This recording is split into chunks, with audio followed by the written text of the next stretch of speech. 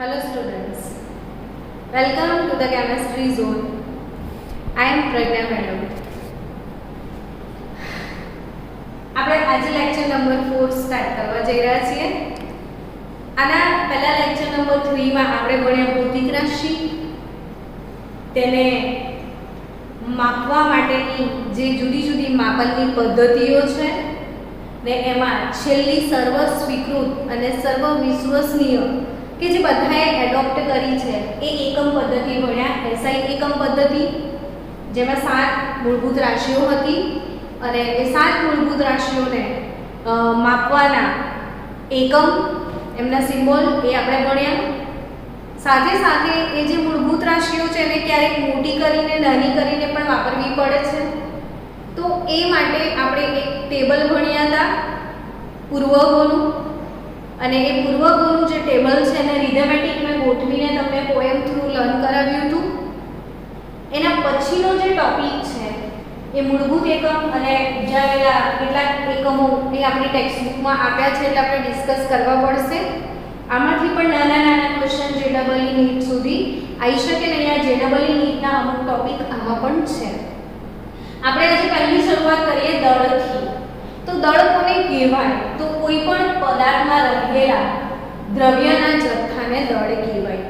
9th સ્ટાન્ડર્ડના topic છે આ બધા, પણ આપણી ટેક્સ્ટબુકમાં છે તો આપણે એકવાર કવર કરી લઈએ પછી આપણે મોલ કન્સેપ્ટ બાજુ જઈશું. તો દળ શું છે? તો કે પદાર્થમાં રહેલા દ્રવ્યના જથ્થાને શું કહેવાય? દળ. ને આ દળ માપવાનો એકમ એસઆઈ એકમ શું છે? કિલોગ્રામ. તો આ કિલોગ્રામની પણ વ્યાખ્યા છે. તમે શાકભાજી વાળાને ત્યાં કે કોઈ પણના ત્યાં જાઓ તો આ જે કિલોગ્રામ છે એ કિલોગ્રામનું તમે પેલું સિલિન્ડર શાકભાજી વાળાને ત્રાજવામાં મૂકે છે ને, પેલું કાટલું એમ કહીએ છીએ આપણે, લોખંડનું હોય છે. એ જે સિલિન્ડર એ લોખંડનું માર્કેટમાં હોય છે, પણ એ ઓરિજિનલ સિલિન્ડર ધારો કે તમને 1 કિલો એ વજનિયાથી તોડીને આપે છે, તો તમને કઈ રીતે વિશ્વાસ આવે કે એ 1 કિલો પ્રોપર છે? તો એ જે 1 કિલો કેવી રીતે બન્યો? તો એ સૌથી પહેલા જે 1 કિલોનું માપ છે એ આપણી જે સંસ્થા છે IBWM, થોડીક વાર પહેલા ગયા લેક્ચરમાં મેં એને તમને ફૂલ ફોર્મ શીખવ્યું હતું. E for international, B for bureau, W એટલે વેટ્સ એન્ડ મેજર્સ. તો international bureau of weights and measures દ્વારા પ્લેટિનમ અને ઇરિડિયમ IR, PT એટલે પ્લેટિનમ ને IR એટલે ઇરિડિયમ. તો આ બંને જે મિશ્ર ધાતુઓ છે, પ્લેટિનમ ઇરિડિયમ ધાતુઓને મિક્સ કરી અને આવો પેલો જે નળાકાર હોય છે 1 kg નો એ બનાવીને IBWM માં સંદર્ભવામાં આવ્યો છે. એટલે કિલોગ્રામની પણ એવી વ્યાખ્યા આપી છે કે IBWM દ્વારા પ્લેટિનમ ઇરિડિયમમાંથી બનાવેલા નળાકારને 1 કિલોગ્રામ કહેવામાં આવે છે. ને શા માટે આ ધાતુ જ વાપરી? તો આ જે છે આ IBWM માં આપણે શૂન્યાવકાશમાં એને સ્ટોર કરેલો છે. ને દર વર્ષે દિવાળી આવે તો આપણે કેવું ઘર સાફ કરીએ એમ દર વર્ષે આ જે સ્ટાન્ડર્ડ માપ, જેમ કે લંબાઈ છે તો લંબાઈ નીચે 1 મીટરની ફૂટપટ્ટી આવે, તો એ જે પણ મીટરનો સ્કેલ જે છે એ પણ પ્લેટિનમ ઇરિડિયમમાંથી બનાવી અને IBWM માં સ્ટોર કરેલો છે શૂન્યાવકાશમાં. અને દર વર્ષે એને એકવાર કાઢવામાં આવે અને પછી જોવામાં આવે કે એના માપમાં કોઈ ફેરફાર તો નથી થયો ને. અને ફેરફાર કેમ થઈ શકે? ધારો કે લોખંડનો છે બાર તમારા ઘરે, તો લોખંડને કાટ આવી શકે, તો લોખંડ બદલાઈ શકે, મતલબ કાટ આવે તો એટલો ભાગ ખવાઈ જાય.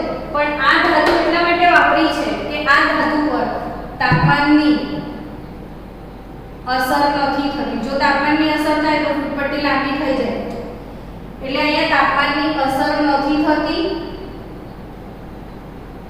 પ્લસ અને કાટ પણ લાગતો નથી. તો આનામાં કઈ નિષ્ક્રિય છે, કોઈ ચેન્જ નથી આવવાના, એટલે આ બંને ધાતુને આપણે સિલેક્ટ કરી છે. અને આ બંને ધાતુમાંથી બનાવેલો જે નળાકાર છે એ IBWM દ્વારા બનાવેલો છે અને ત્યાં સ્ટોર કરેલો છે. તો દળ પ્રયોગશાળામાં શેના વડે માપશો? તો તો જ્યારે તમે લેબમાં આવશો ત્યારે તમારે પ્રેક્ટિકલ કરવાના આવશે, ત્યારે દળ લેવાનું આવશે, માપવાનું આવશે. તો પ્રયોગશાળામાં દળ વૈશ્લેષિક વજન કાંટા વડે માપી શકાય. તો પ્રયોગશાળામાં દળ શેના વડે માપીશું આપણે? વૈશ્લેષિક વજન કાંટા વડે. હવે એના પછીની વાત કરીએ તો કદ. દળ પછી બીજી કોઈ વસ્તુ છે કદ. તો કદ શું છે? તો કે કદ એટલે પદાર્થે અવકાશમાં રોકેલી જગ્યાને કદ કહેવાય. પદાર્થે અવકાશમાં રોકેલી જગ્યાને શું કહેવાય? કદ કહેવાય. અને આ કદ માપવાનો સાધિત એકમ કયો છે? તો કદ માપવાનો એકમ શું બનશે એ વિચારીએ તો કે કદ એટલે લંબાઈ ગુણ્યા પહોળાઈ ગુણ્યા ઊંચાઈ. હવે લંબાઈ, પહોળાઈ કે ઊંચાઈ મપાય તો મીટરમાં જ, એટલે મીટર ગુણ્યા મીટર કરીએ તો મીટર ઘન આ કદનો સાધિત એકમ છે. તો કદ જે છે એનો સાધિત એકમ શું છે? મીટર ઘન. તો અહીંયા પરીક્ષામાં પ્રશ્ન પૂછતા હોય છે કે આ જે મીટર ઘન છે છતાં બી આપણે વ્યવહારમાં દૂધ લેવા જઈએ તો 500 મીટર ઘન દૂધ એવું નથી બોલતા. એટલે વ્યવહારમાં SI એકમ ન હોવા છતાં વપરાય જ છે એ એકમ કયો? તો લીટર. તો જનરલી આપણે કદ માટે વ્યવહારમાં કયો એકમ વાપરીએ છીએ? લીટર વાપરીએ છીએ. અને અહીંયા યાદ રાખજો કે આ આવડવું જોઈએ. 1 લીટર જે છે એ 1 લીટર બરાબર 1000 ml હોય છે. 1 લીટર બરાબર કેટલા ml? 1000 ml. અને 1000 ml અર્થાત 1000 સેન્ટીમીટર ઘન થાય. હવે આ 1000 સેન્ટીમીટર ઘન, તો ઘણી જગ્યાએ સેન્ટીમીટર ઘન એટલે આને ક્યુબિક સેન્ટીમીટર એવું કહેવાય. આ 3 એટલે ક્યુબ અને આ સેન્ટીમીટર, તો ક્યુબિક સેન્ટીમીટર તો સીસી શબ્દ વપરાય છે. કોઈ પૂછે કે તમારી બાઇકનું એન્જિનની કેપેસિટી કેટલી, તો આપણે બોલતા હોય કે 100 સીસી, 200 સીસી, 300 સીસી એન્જિનની કેપેસિટી છે એવું બોલતા હોય છે. એટલે અહીંયા જે એન્જિનની કેપેસિટી છે સીસી માં મપાય. સીસી એટલે cubic centimetre.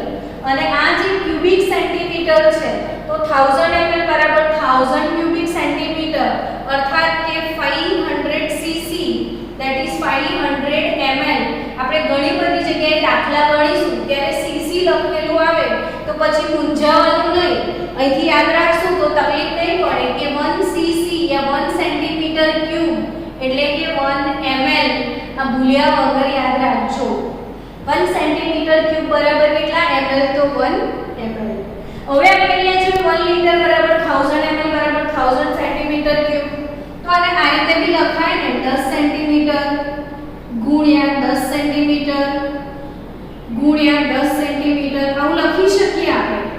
10 centimetre * 10 centimetre * 10 centimetre 10 × 10 × 10 1000 થશે. અને સેન્ટીમીટરનો ઘન પણ કહેવાય. તો 10 સેન્ટીમીટર બરાબર 1 ડેસીમીટર થાય. 10 સેન્ટીમીટર બરાબર 1 ડેસીમીટર. તો 1 ડેસીમીટર 1 ડેસીમીટર 1 ડેસીમીટર અર્થાત 1 ડેસીમીટર ક્યુબ. તો 1 litre is equal to 1 decimetre cube. એટલે 1 ડેસીમીટર ક્યુબ મતલબ 20 decimetre cube that is 20 litre. 50 decimetre cube બરાબર 50 લીટર આવો અર્થ નીકળે. તો ભૂલ્યા વગર આ બધું યાદ રાખજો.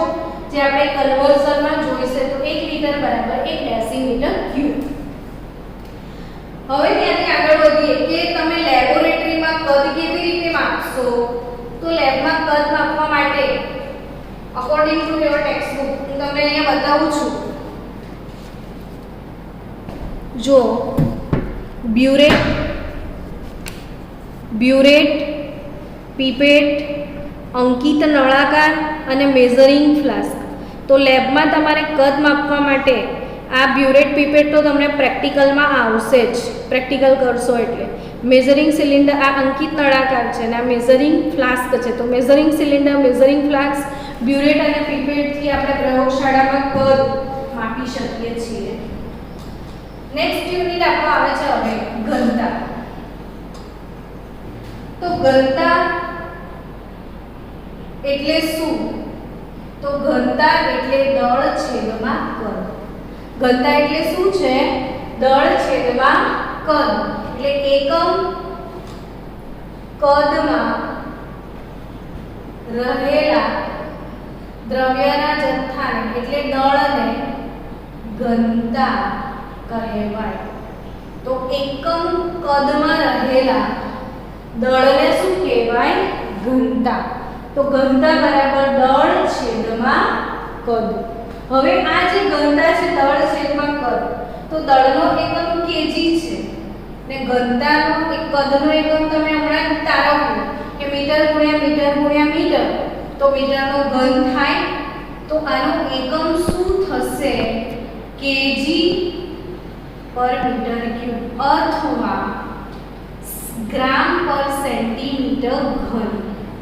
તો કિલોગ્રામ, આ મીટર ઉપર આવે તો -3 ઘાત, એટલે રીડ કઈ રીતે કરવાનું? તો કેજી પર મીટર ક્યુબ, કેજી પર મીટર ક્યુબ, ને આને શું રીડ કરીશું? ગ્રામ પર સેન્ટીમીટર ક્યુબ. પર મીન્સ પ્રતિ, કેજી પ્રતિ મીટર ઘન, પણ વોટ લાગશે હવે હું શીખી જવાનું.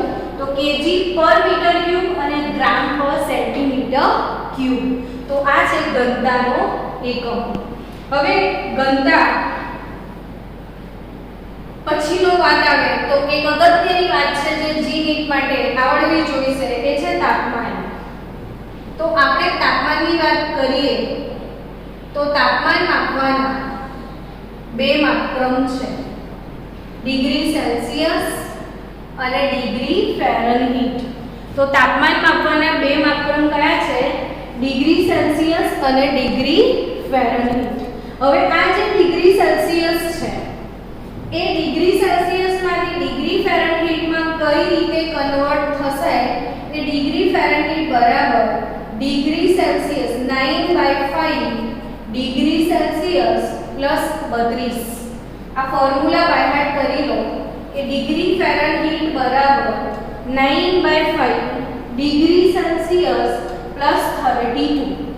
હવે આપણે ધારો કે 0 degree Celsius, 100 degree Celsius, 200 degree Celsius, 300 degree Celsius ને -40 ડિગ્રી સેલ્સિયસ આને આપણે ફેરનહીટમાં કન્વર્ટ કરીએ. ચલો, તો ફેરનહીટમાં જવું છે તો કઈ રીતે જઈશું? તો ડિગ્રી ફેરનહીટ બરાબર 9/5 0 પ્લસ 32, 0 વડે કશું પણ ગુણાય એટલે 0 થઈ જશે, તો 32 ડિગ્રી ફેરનહીટ થઈ ગયું. તો 0 ડિગ્રી સેલ્સિયસ બરાબર ફેરનહીટમાં કેટલું થશે? 32 ડિગ્રી ફેરનહીટ. હવે 100 ડિગ્રી માટે શું કરાય? તો કે 9/5 અહીં મૂકી દઈશું 100 ડિગ્રી પ્લસ 32, તો 20 × 50 180 વત્તા 32 તો 212 ડિગ્રી ફેરનહીટ. તો આઈ થિંક આ બંને તમે હોમવર્કમાં હવે કરી શકો છો. તો અહીંયા ડિગ્રી ફેરનહીટ બરાબર શું ફોર્મ્યુલા? 9/5 degree Celsius plus 32. પણ મને ઇન્ટરેસ્ટ -40 માં છે, તો -40 માટે ડિગ્રી ફેરનહીટમાં જઈએ તો 9/5 ડિગ્રી સેલ્સિયસ -40 પ્લસ 32 કરીએ તો 5 × 8 -72 plus 32 again it is -40 degree. એટલે વેરી અમેઝિંગ રિઝલ્ટ.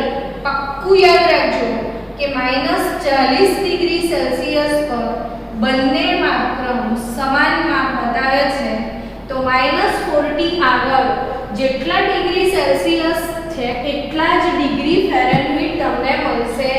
ये याद रखने वाली बात है, इसको भूलना कभी भी मत, याद रखियो. चलो કે -40 પર બંને માપક્રમ કેવા થઈ જાય છે? સમાન હવે આપણે -40 આ તો થયા તાપમાનના એકમો, પણ તાપમાન માપવાનું ખરેખર તાપમાન માટે SI એકમ કયો? તો આપણે તો હમણાં જે SI એકમ પદ્ધતિનું ટેબલ લખ્યું હતું એમાં SI એકમ આપણે કેલ્વિન લખ્યો હતો. તો તાપમાનનો ત્રીજો માપક્રમ કયો છે? કેલ્વિન માપક્રમ. ને કેલ્વિનનો સિમ્બોલ કયો છે? કે. તો હવે કેલ્વિનમાં કઈ રીતે જવાય? તો ડિગ્રી સેલ્સિયસ પ્લસ 273.15 આટલા ઉમેરો તો તમે કેલ્વિનમાં જશો. તો અગેના ફોર્મ્યુલા યાદ કરી લો કે ડિગ્રી સેલ્સિયસ પ્લસ કેટલા ઉમેરશો? 273.15. તો તમે શેમાં મૂવ થશો? કેલ્વિનમાં. હવે 100 ડિગ્રી સેલ્સિયસ છે તો કેટલા કેલ્વિન થાય? તો 100 plus 273.15 it is nothing but 373.15 kelvin. તો અહીંયા ડિગ્રી સેલ્સિયસ માંથી કેલ્વિનમાં આવવા માટે ફક્ત કેટલા ઉમેરવાના છે? 273.15. કેમ ઉમેરવાના છે એ થિયરી આપણે 11મા ધોરણમાં દ્રવ્યની અવસ્થાઓ ચેપ્ટરમાં આખી થિયરી તમને આવશે. હવે આના પરથી તમને હું હોમવર્ક આપું છું કે 400 ડિગ્રી ફેરનહીટ બરાબર ખાલી જગ્યા કેલ્વિન, 300 ડિગ્રી ફેરનહીટ બરાબર ખાલી જગ્યા ડિગ્રી સેલ્સિયસ, 473 કેલ્વિન બરાબર ખાલી જગ્યા ડિગ્રી ફેરનહીટ, 500 ડિગ્રી સેલ્સિયસ બરાબર ખાલી જગ્યા ફેરનહીટ, 673 કેલ્વિન બરાબર ખાલી જગ્યા ફેરનહીટ, 550 ડિગ્રી સેલ્સિયસ બરાબર ખાલી જગ્યા કેલ્વિન. તો આટલા જે પ્રશ્નો છે એ હોમવર્કમાં સોલ્વ કરી અને તમે મને મોકલજો. આ હોમવર્ક શીટ સબમિટ કરજો કે આ જે ક્વેશ્ચન છે તમને આવડે છે કે નહીં, ના આવડે તો આપણે એને ડિસ્કસ કરીશું નેક્સ્ટ લેક્ચરમાં. તો આ થયા તાપમાન. હવે તાપમાન સિવાય તાપમાન માપવાના એક માપદંડ યાદ રહ્યા, ડિગ્રી સેલ્સિયસ અને ડિગ્રી ફેરનહીટ. અને SI પદ્ધતિ કઈ છે? તો કેલ્વિન. હવે આપણે એક વસ્તુ હજી રહી છે છેલ્લી આપણી ટેક્સ્ટ બુકમાં જે છે એ લંબાઈ. તો લંબાઈ જે છે એ લંબાઈ એનો SI એકમ, લંબાઈનો SI એકમ શું છે? મીટર છે. અને આ જે મીટર છે એ મીટરની વ્યાખ્યા કોણે આપી છે? તો CGPM, conference general desk points and measures, 1983 માં લંબાઈની વ્યાખ્યા આપી છે CGPM દ્વારા. આના ફૂલ ફોર્મ બધા તમને ટેક્સ્ટ બુકમાં અવેલેબલ જ છે, conference general and desk points measures વાળું. તો આ જે છે CGPM 1983 માં એને વ્યાખ્યા આપી હતી લંબાઈની. અને આ લંબાઈની વ્યાખ્યા કઈ રીતે આવી? આ લંબાઈનો જે સ્કેલ છે ને એ 1 મીટરનો સ્કેલ કેવી રીતે બનાવ્યો એ સમજીએ આપણે. તો તમને બધાને ખબર છે કે પ્રકાશનો જે વેગ છે એ કેટલો છે? તો 3×10⁸ મીટર પ્રતિ સેકન્ડ આવું બોલીએ છીએ કે પ્રકાશની સ્પીડ કેટલી છે? તો 3×10⁸ મીટર પ્રતિ સેકન્ડ, અર્થાત 1 સેકન્ડમાં આટલા મીટર અંતર કાપે છે. તો આ તો આપણે રાઉન્ડ ફિગર બનાવી દીધી છે, પણ આ રિયલ ફિગર કઈ છે? તો 299, 792 ને 458 સેકન્ડ મીટર પર સેકન્ડ. આ એક્ચ્યુઅલી રિયલ ફિગર છે. આને આપણે કોઈ સાયન્ટિફિક નોટેશનમાં કન્વર્ટ કરીએ. જો આપણે કન્વર્ટ કરીએ તો અહીંયા જે પોઈન્ટ છે, અહીંયા પોઈન્ટ જે પોઈન્ટ આપણે ખસેડીએ 1 2 3 4 5 6 7 8, તો 8 ડેસિમલ ખસેડ્યું તો 2.99. પાછળના આંકડાને રાઉન્ડિંગ ઓફ કરી નાખીએ તો 8 પોઈન્ટ આપણે આમ ખસ્યા છે તો એ 8 10 માં જશે. તો 2.99 માટે એ લોકો લમસમ 3×10⁸ એટલે આ રાઉન્ડ ફિગર કરીને ફિગર લાયા છીએ આપણે. બટ રિયલ ફિગર કઈ છે? તો આ મળ્યું. હવે વિચારો કે આ રિયલ ફિગર પરથી કે આટલું મીટર તો કે 1 સેકન્ડમાં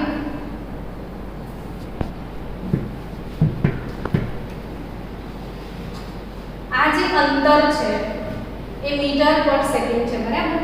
તો 2 299 792 458 મીટર અંતર કાપતા લાગતો સમય કેટલો? 1 સેકન્ડ લાગે છે. આટલો મીટર પ્રકાશને આટલા મીટર અંતર કાપતા 1 સેકન્ડ લાગે, તો 1 મીટર અંતર કાપતા કેટલી સેકન્ડ લાગે? તો 1 ભાગ્યા 299 792 458 સેકન્ડ. તો આ લોકોએ મીટરની શું વ્યાખ્યા આપી કે આટલી જ સેકન્ડ માટે લાઈટને ટ્રાવેલ કરાયું, આટલી સેકન્ડ માટે લાઈટને ટ્રાવેલ કર્યું અને જે ડિસ્ટન્સ મળ્યું એને 1 મીટર કહેવામાં આવે છે. તો CGPM દ્વારા આની શું વ્યાખ્યા આપી છે કે 1/299 792 458 સેકન્ડમાં પ્રકાશ દ્વારા કાપેલા અંતરને મીટર કહેવામાં આવે છે.